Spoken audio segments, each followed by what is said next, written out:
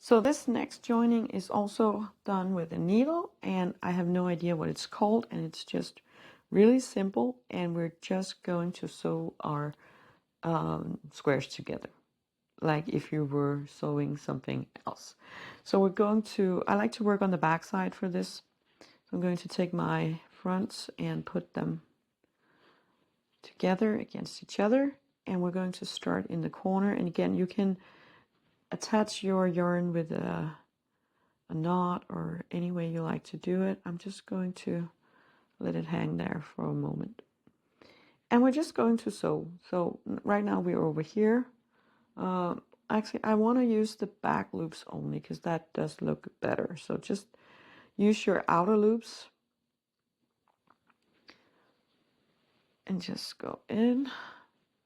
And then you're just going to go into the next stitch, well, still on the red side, go into the next outer loop and come up over on the yellow one and just pull your yarn. And then you're just going to pull when you do it. And then you just go into the next one, find your 2 outer loops, and make these seams all the way down. And this don't have a magic feature where we pull on something and it disappears. This is what it looks like. So be aware of that when you do it. Let's do a couple more and we can turn it around and see how it looks. So again, this is the back side of the project. As you can see, we're not seeing a whole lot of seams. So if you like this, you can just flip your squares over.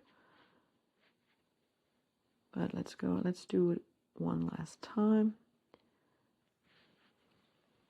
And then turn it over and see what it looks like.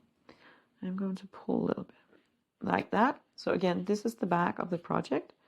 It's very flat seam, and of course you can see it, but again, if you did it in other colors, it wouldn't be as visible.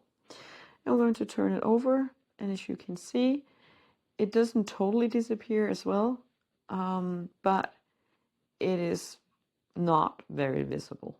Again, the beginning is because you need to tie it and sew in the ends, and it's a little visible here as well, because it's still a little loose.